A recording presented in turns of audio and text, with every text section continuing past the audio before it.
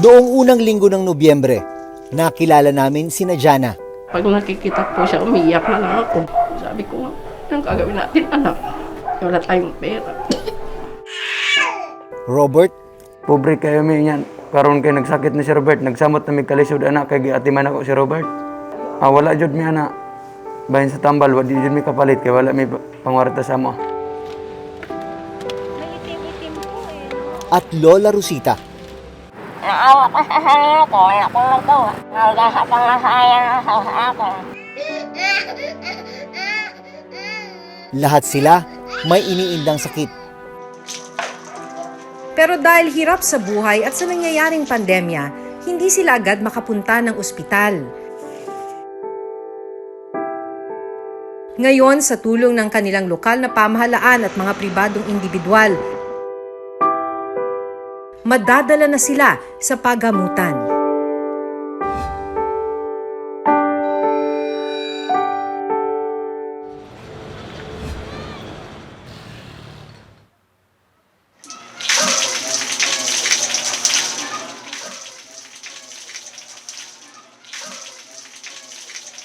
Nagbabakbak, naninigas ang balat, at nangingitim ang buong katawan. Ganito ang kondisyon ng 7 taong gulang na si Jana nang una namin siyang makilala. Kwento ng kanyang inang si Annaliza. 1 taong gulang si Jana nang una at huling beses siyang napatingnan sa doktor. Sinabihan raw silang pumunta sa skin specialist, pero hindi na nila ito nagawa dahil sa kawalan ng pera. Yung buong katawan po pala talaga niya ang meron, ano? Mukha lang nga po ang wala. Yung mukha lang talaga ang wala. Saan po nag-umpisa parte? Sa kamay po. Tapos kumalat na patungo ng braso. Napipreskuhan ka niyan? Pag Makati ba sinasabi mo kay mama na naluluan ka? Pero maging si Annaliza, tila may ganito ring kondisyon. Malaking palaisipan kay Annaliza kung anong sakit ang dumapo sa kanilang mag-ina.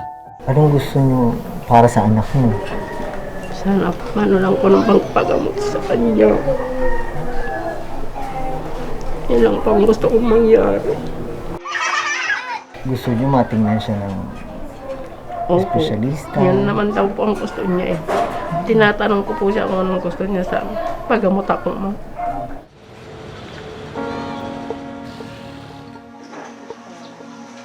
Nitong nakaraang linggo, binalikan ng reporter's notebook sina Annaliza at Jana.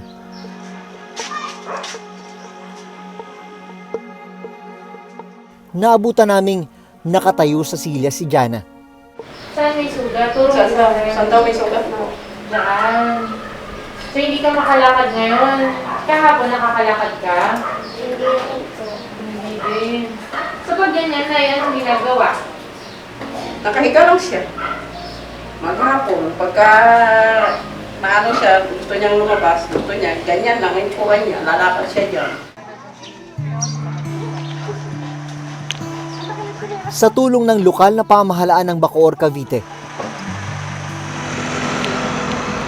sinamahan namin sina Annaliza at Jana na magpatingin sa isang espesyalista sa balat. Pwedeng pakitaas ng ng padyaan ko, yung mga damit.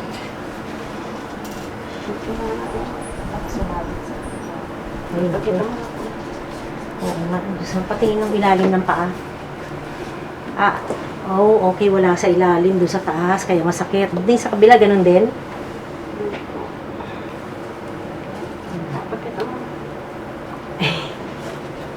Okay, sige, wala naman sa paa, talampakan. Tapos sa katawan, may mga sugat din ba?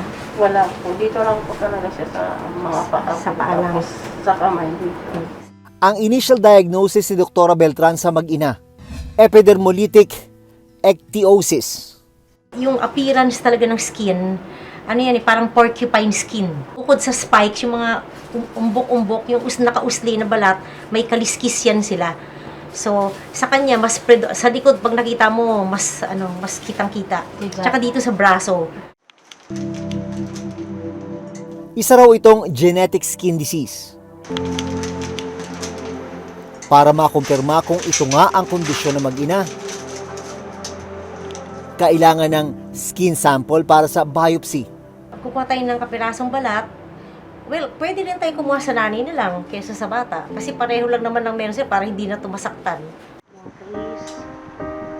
Habang nag-iintay ng resulta ng biopsy, nagbigay din si Dr. Beltran ng libreng sabon at lotion para mabawasan ang pangangati at pagsusugat ng balat ng bata. Genetic nga yan, so when you stop the medications, everything goes back. Makalipas ang 2 linggo, lumabas ang resulta ng biopsy ni Annaliza. Kumpirmadong epidermolytic ichthyosis ang sakit sa balat na mag-ina. Isa itong rare skin disease. Katunayan, isa sa kada 300,000 tao ang may ganitong kondisyon. It is a genetic skin problem na autosomal dominant, meaning to say, kahit isang parent lang ang meron, pwede din magkaroon yung anak. 50% chance of transmitting the genes to the offsprings. Actually, it's very rare. Sa tagal ko na sa practice, di ba, 28 years na ako, siguro mga 3. Pangatlo siya. Bibigyan natin siya ng gamot na makakakorek ng kanyang epidermis. Dapat malinis yung balat bago mabigyan ng mga pamahid na to.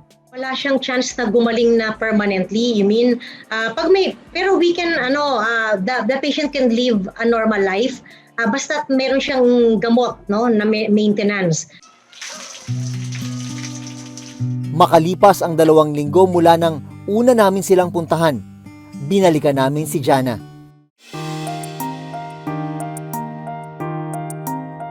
Kapansin-pansing nabawasan ang pagbabakbak at pangingitim ng kanyang balat.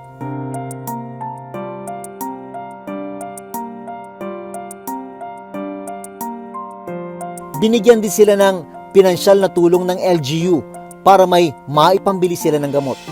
Initially, nung nalaman po namin yung balita from Reporter's Notebook tungkol sa kaso ni Jana at saka nung nanay niya na si Annalisa, binigyan namin ho sila ng 10,000 pesos para sa assistance. Sasagutin na rin ho namin yung pa-laboratory tests nila. I-introduce din po namin siguro si Nanay Annalisa dun sa ginagawa po ng city namin na pagtuturo ng livelihood training para at least kahit paano makapagtrabaho si Nanay Annalisa.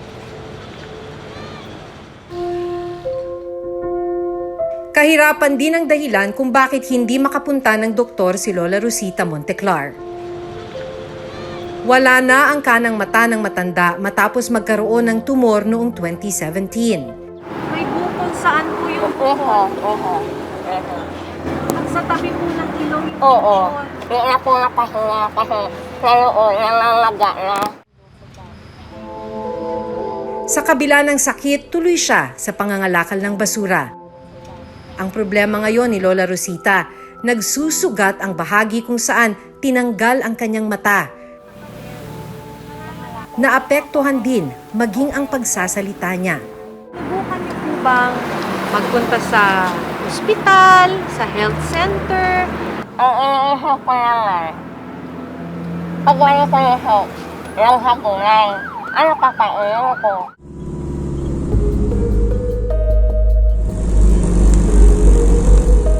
Inilapit din namin sa lokal na pamahalaan ng Parañaque ang kaso ni Lola Rosita. Agad siyang ipinakonsulta sa ospital ng Parañaque. Ano po yung operasyon na ginawa initially po? Ang sinasabi ay sa ganun lang. Sinalaman na ang mata kasi natanggalan ang mata, naging cancer. Tinanggal na po yung buo talaga? Nakasura. Dahil indigent at residente sa Parañaque si Lola Rosita, libre na niyang nakuha ang mga diagnostic test sa ospital.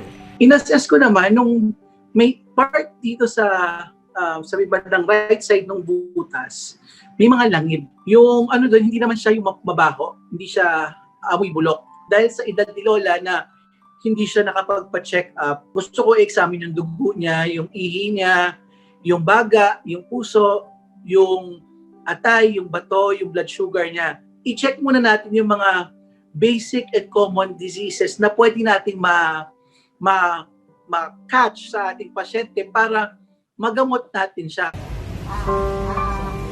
Dahil level 1 tertiary hospital ang ospital ng Parañaque, basic medical services lang ang kaya nilang maibigay sa mga pasyente.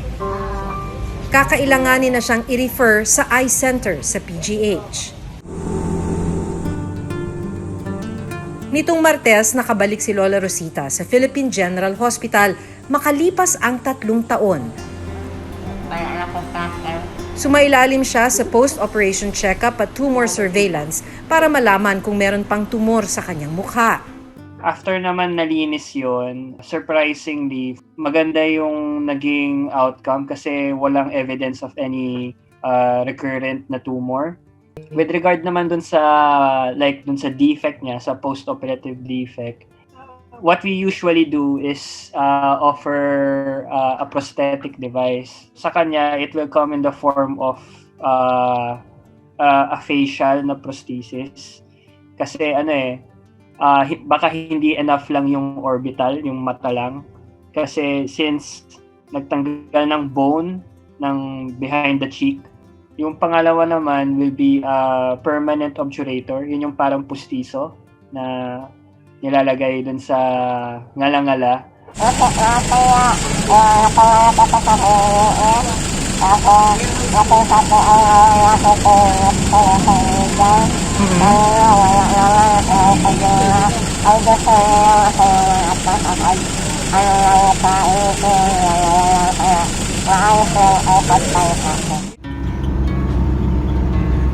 Yung tulong na ibibigay natin sa kanya, tuturuan natin siya na magkaroon ng hanapbuhay siya. At bibigyan po natin siya ng puhunan at pinabigay ko na po yung initial na capitalization para po sa kanya para may magamit na po siya kaagad.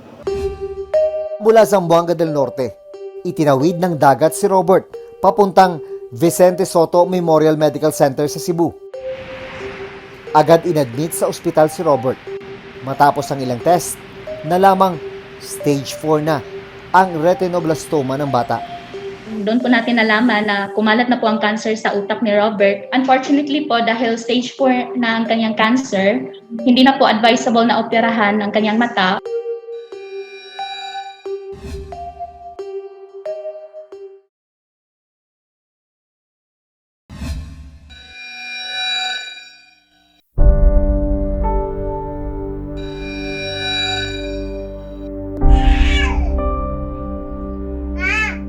Inom ka ng gamot. Di. Inom ka ng gamot. Hindi mapigilan ang pag-iyak at pagwawala ng batang si Robert Labusan dahil sa mga bukol sa kanyang mga mata. Hirap na rin siyang kumain at kumilos. So, katuig pa siya ito nga, ang mata namin nakita siya, yung mata nagputi. Ayun, nagpula na rin yun. Pagkatapos ito, kay mubag na rin ang mata. Kaya nantumigawas na lang ang mata. Gustuhin man daw nilang mapatingnan sa espesyalista ang kanilang anak. Wala naman silang perang panggastos. Malayo rin ang ospital mula sa kanilang lugar. Ang among kapobre, ma'am, nadugangan na inugsamot yun kay gikan pagsakit ni Robert. Pobre kayo may yan. Karon kay nagsakit na si Robert, nagsamot na may kalisod anak kay giatiman ako si Robert. Ang among panginabuhi, igura pod mga makakaon na pod me. Maura among makuanig to among mahimo. Wala jud mi ana. Bahin sa tambal, wadi jud mi kapalit kay wala mi pangwarta sa amo. Agad naman dinala ang bata sa hospital sa Dapitan City ng lokal na pamahalaan ng Zamboanga del Norte. Sila nakulitan sa hamid.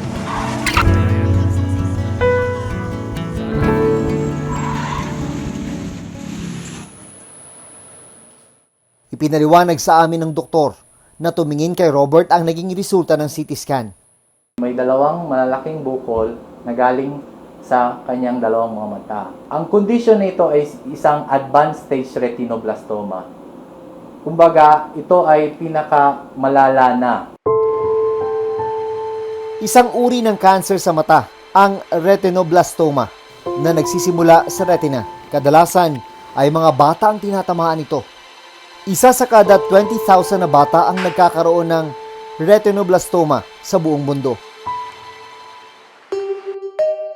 Mula Zamboanga del Norte, itinawid ng dagat si Robert papuntang Vicente Soto Memorial Medical Center sa Cebu. Agad inadmit sa ospital si Robert. Ay magpasalamat kay ko inig na ako sa Cebu, inig maulian niya akong anak. Kaya ang mata ni balag di kita basta kay mawala ang bukol. Pag maoperahan na. Matapos ang ilang test, nalamang stage 4 na ang retinoblastoma ng bata. Doon po natin nalaman na kumalat na po ang cancer sa utak ni Robert. Unfortunately po, dahil stage 4 na ang kanyang cancer, hindi na po advisable na operahan ang kanyang mata. Dahil hindi nakakayanin ni Robert ang operasyon, kailangan niyang sumailalim sa neoadjuvant chemotherapy sa loob ng 6 buwan. Tapos na po tayo sa first cycle. The next schedule would be a month after. So, bale, 2 days po yun monthly for 6 months. Kailangan po nating i-monitor yung size ng tumor sa pamamagitan ng CT scan. Dahil maituturing na indigent ang pamilya ni Robert, libre silang makakapagpagamot sa ilalim ng no balance billing ng PhilHealth at sa tulong na rin daw ng Malasakit Center. Ngayon po dahil under po sila sa ating charity na service, sagot na po ng Malasakit Center ng hospital po namin yung mga gastusin nila. At saka no balance billing po sa PhilHealth. Kung may kailangan po tayong mga laboratories na hindi po available sa hospital namin, sagot na po ng Malasakit Center yon. Ang Zamboanga po, may DOH hospital din tayo doon. Possible po na makakakuha po sila ng libreng assistance for chemo po din doon sa hospital po ng Zamboanga. February 2019 nang maisabatas ang Universal Healthcare Law. Nakasa dito na ang bawat Pilipino ay automatically enrolled na sa newly created na National Health Insurance Program. May dalawang categories na lamang po ng mga miyembro ang PhilHealth, yung direct at indirect contributors. Yung direct contributors po ay sila po yung mga may kakayanang magbayad ng kanilang contribution. Yung mga indirect naman ay yung mga mostly nasa vulnerable sectors at kinabibilang nito mga indigent members, ng mga senior citizens, ng mga persons with disabilities at iba pa. Yung kanila namang premium contributions ay sinasagot ng national government. Kasama rin sa programa ng PhilHealth ang tinatawag na no balance billing para sa mga pinakamahihirap. Yan po ay sa mga government o pampublikong facilities. So sa mga private facilities ay hindi po naipagkakaloob yung low balance billing. Yan ang isa sa mga dahilan kung bakit hindi 100% yung support value ng PhilHealth sa mga indigent. Paglilinaw ng PhilHealth, hindi lahat ng medical procedure ay covered ng insurance. Generally, yung pagpapacheck up po ay hindi pa ho covered ng PhilHealth. Ano po? Pero yung pagpapacheck up naman po sa mga pampublikong pasilidad, halimbawa sa mga health centers at sa mga rural health units, ano po, ay ito naman po yung libreng na-avail ng ating pong mga kababayan. Pero paano kung miyembro nga ng PhilHealth pero wala namang pasilidad na malapit sa pasyente? Saan mo gagamitin yung PhilHealth mo na ikaw ang magsasaka kung wala namang health facility sa kanilang lugar? Diba? Useless yan. Dagdag problema pa ang kakulangan ng mga health workers sa bansa. Yung problem pa rin dun sa healthcare delivery system natin. Instead na napalakasin yung rural healthcare system natin like yung pagpapaunlad ng mga barangay health stations, na barangay health centers natin na sa ngayon walang healthcare professional doon, midwife man lang, o nurse. Kahit na sabihin mong nasa gida ka, as long as there is one facility which can cater to the health of the people like an RHU or a barangay health station, and this BHS or RHU is network, no? Or has that referral network with a bigger facility or higher level facility, we can ensure na ang mga taong to ay makaka-receive ng mga serbisyong pangkalusugan na meron tayo.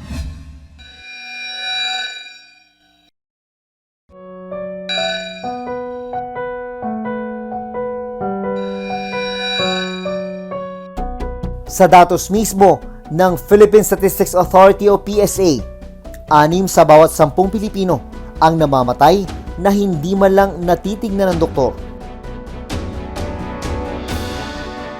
Mas pinahirap pa ng pandemya ang sitwasyon ng maraming may sakit ngayon. Pero para sa pamilya ni na Robert, Lola Rosita at Jana, kakapit sila sa pag-asang gagaling ang kanilang karamdaman.